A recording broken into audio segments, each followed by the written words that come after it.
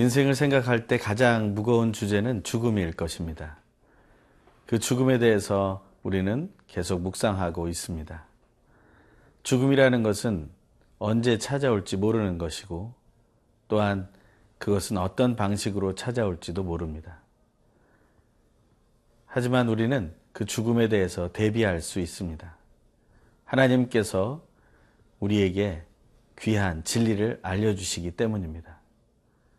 죽음의 공포 속에 살아가는 오늘 하루가 될 것이 아니라 죽음을 넘어선 생명을 누리는 오늘 하루가 되시길 간절히 소망합니다.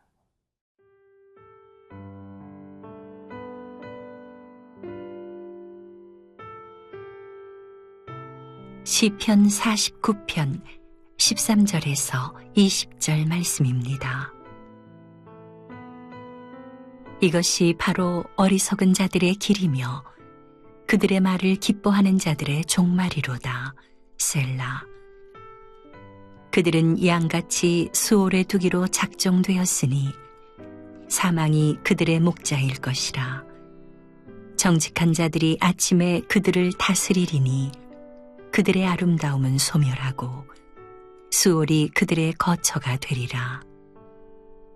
그러나 하나님은 나를 영접하시리니 이러므로 내 영혼을 수월의 권세에서 건져내시리로다. 셀라. 사람이 지부하여 그의 집의 영광이 더할 때에 너는 두려워하지 말지어다. 그가 죽음에 가져가는 것이 없고 그의 영광이 그를 따라 내려가지 못함이로다. 그가 비록 생시에 자기를 축하하며 스스로 좋게 함으로 사람들에게 칭찬을 받을지라도 그들은 그들의 역대 조상들에게로 돌아가리니 영원히 빛을 보지 못하리로다. 존귀하나 깨닫지 못하는 사람은 멸망하는 짐승 같도다. 인생 속의 가장 큰 문제인 죽음이라는 것은 우리 주변에 언제나 있습니다. 사고는 언제나 일어나기 마련이라는 말처럼 죽음이라는 것도 언제나 우리 주변에 있습니다.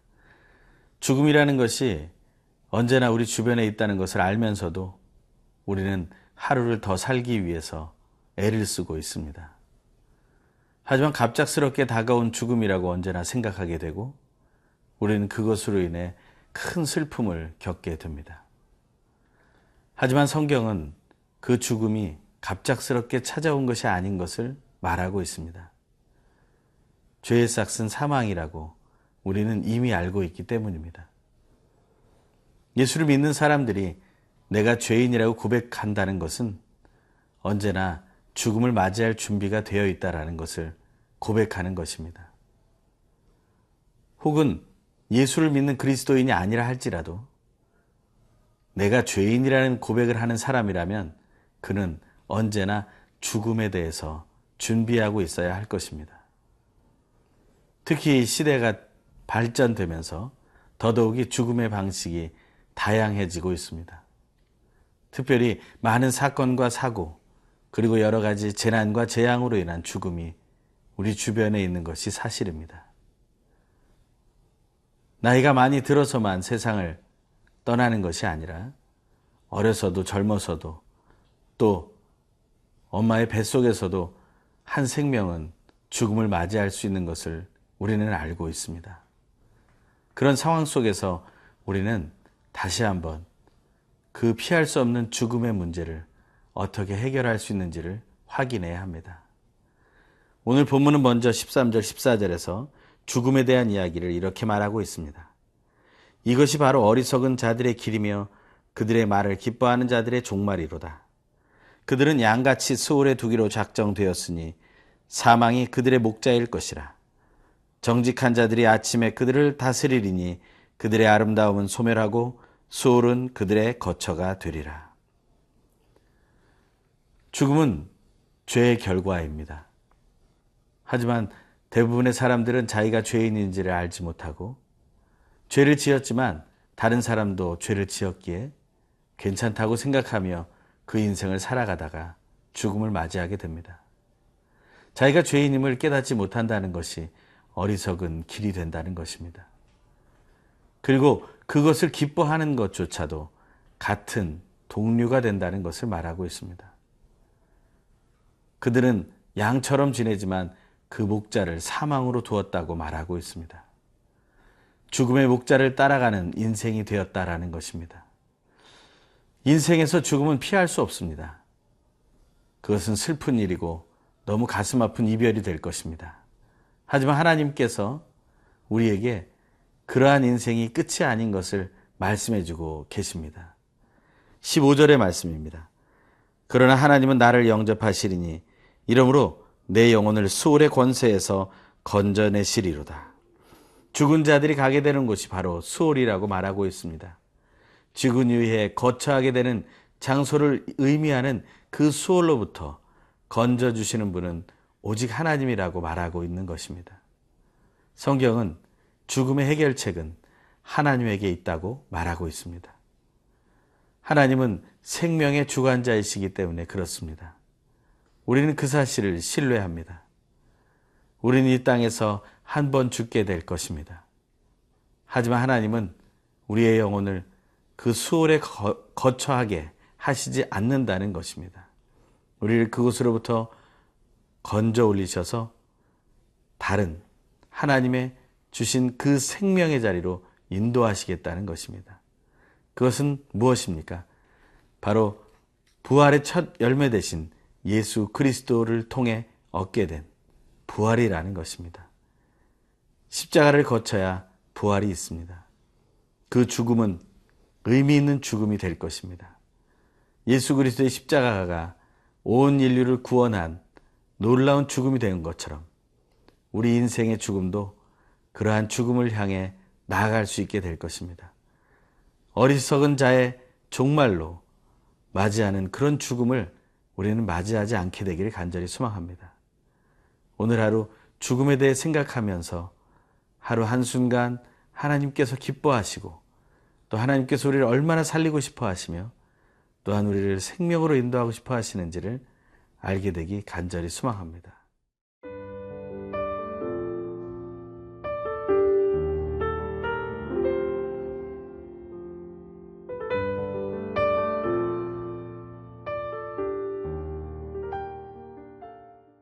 우리가 맞이하게 되는 그 죽음의 이야기는 우리가 일생을 사는 동안에 다양하게 경험하게 됩니다. 그 죽음의 이야기를 나누게 되면 우리는 겸허해집니다. 하지만 한편으로 그 죽음의 이야기를 들을 때 우리는 한 가지의 생각을 하게 됩니다. 그것은 바로 죽음은 허무하다라는 것입니다. 어떻게 보면 너무나 허망하고 너무나 안타까운 일들이 많습니다.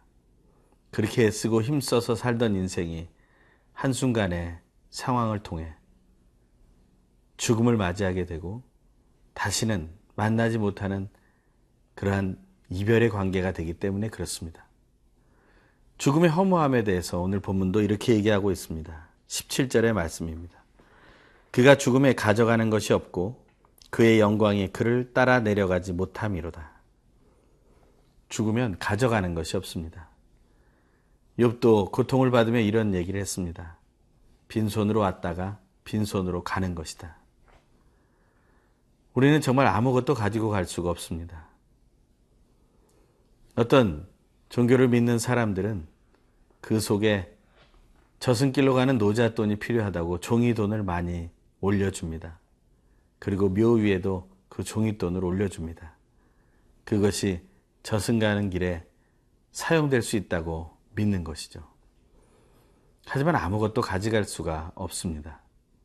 죽음이라는 것은 이 땅의 삶을 내려놓는 것이기 때문에 그렇습니다.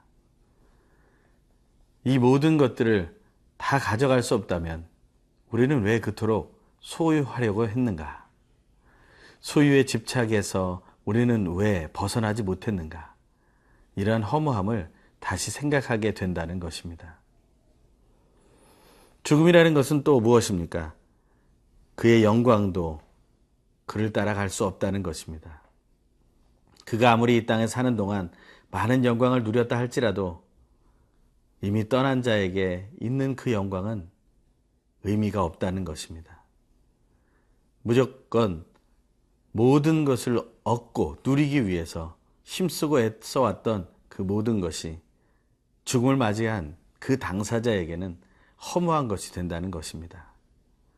물론 남아있는 자들에게는 그 영광이 기려질 수 있을 것입니다. 기억되고 사모하게 될 수도 있습니다. 하지만 죽음을 맞이하고 이별하여 떠난 자에게는 그 영광도 따라가지 못한다고 얘기합니다. 또한 18절 19절의 말씀입니다. 그가 비록 생시에 자기를 축하하며 스스로 좋게 함으로 사람들에게 칭찬을 받을지라도 그들은 그들의 역대 조상들에게로 돌아가리니 영원히 빛을 보지 못하리로다. 그들의 조상의 가는 길로 가는 것에 대해서는 외롭지 않다라는 의미가 있을지 모르겠습니다.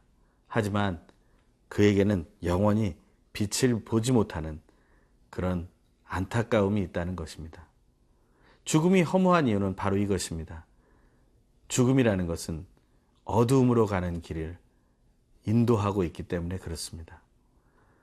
우리는 빛을 향해 나아가고 있지 않습니까? 좀 더 밝은 삶을 누리기 위해 애를 써왔지 않습니까? 하지만 결국에는 어두움을 향해 나가게 된다라는 것입니다. 그것을 우리는 기억해야 합니다. 우리는 이 사실을 깨닫지 못하면 우리는 또 어제 살펴본 말씀처럼 그러한 존재로 전락하게 된다는 것입니다.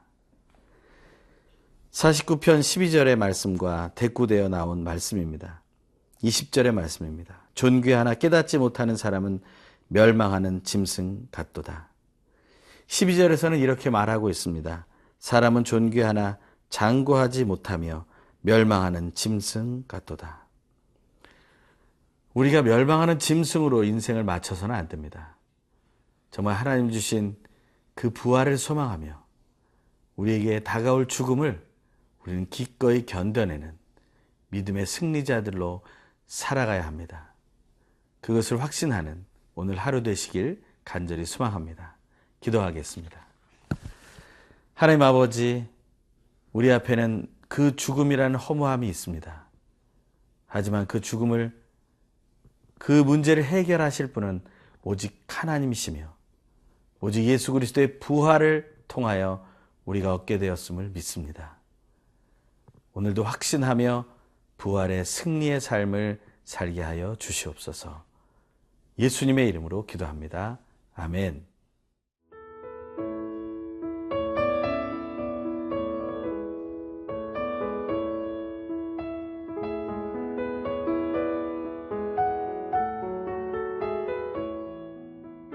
이 프로그램은 시청자 여러분의 소중한 후원으로 제작됩니다.